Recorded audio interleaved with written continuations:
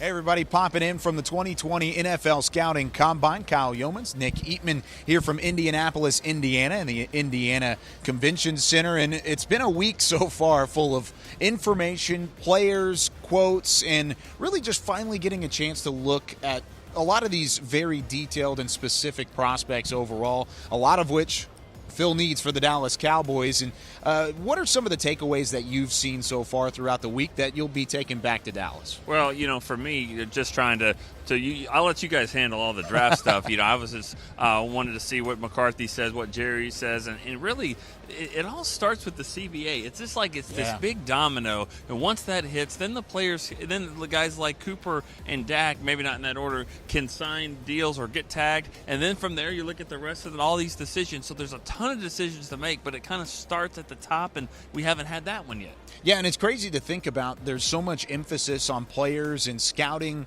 but at the same time, the owners are the ones that are kind of taking the storylines with the CBA and with all of that involved. But there's a lot of needs that this Cowboys coaching staff has to address. Mike McCarthy talked about that a little bit over the week as well. Yeah, he certainly did, and I'm loving every time he says it. He said it 3 or 4 times since he's been hired, and every time it's great. He's not really concerned with what type of scheme they're going to play, and so good scheme fits.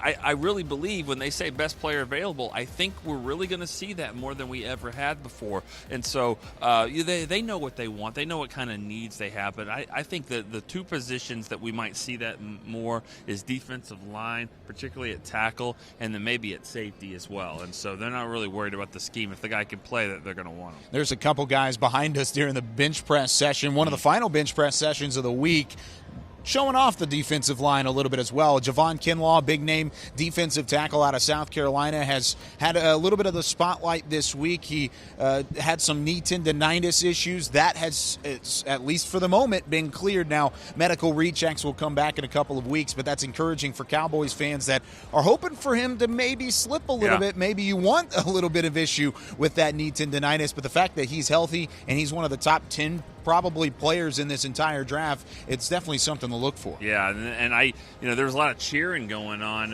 not only when they were benching, but back where we were. You North Texas Mean Green folks were going crazy on that. I don't even know, what was his name? Darius Hamilton. Yeah. Boy, he was throwing up, 27 reps? 27 reps. You were counting them all. Alex Lilly back there throwing up the claw or whatever that is. Yeah, there you go. Nice. The talons. But those local guys like that, you might even see them, in Dallas Day, maybe they don't work out, or they don't have to come in for a workout, but you'll see some of those guys. The Cowboys really know what they've got and that local flavor there, and he would be one of them. Jalen Reagor, also out of TCU, a guy who came from Waxahachie. Denzel Mims had a great night here from the Scouting Combine yesterday. So plenty of local Texas ties, especially in needs for the Cowboys at the same time, getting some of those headlines. But, of course, the headlines do belong to Jerry Jones. He spoke with the media a little bit yesterday, and one of the things that he brought up, a little bit, yeah, that's right, for about an hour and a half almost. But yesterday he brought up Robert Quinn. Now, Robert Quinn, kind of an afterthought when it comes to,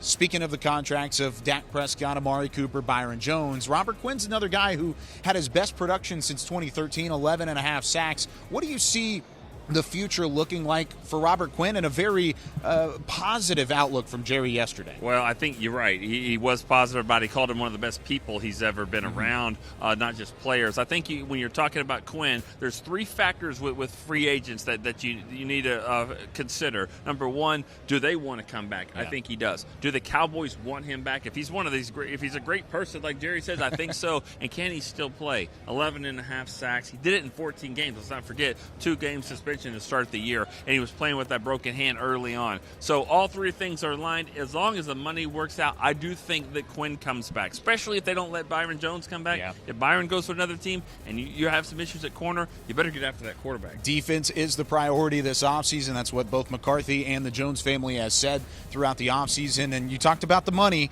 It's going to take a little bit to bring a guy like Robert Quinn back. Market value right around, I've seen anywhere from 9 to 11, maybe even 12 million. 2 to 3 years is kind of the question there. There's a lot of money and cap space at hand when it comes to going and signing Robert Quinn. But at least for us here for the Pop Socket Hits this week, that is going to do it as Nick Eatman, Kyle Yeomans saying so long here from Indianapolis, Indiana, and the 2020 Scouting Combine.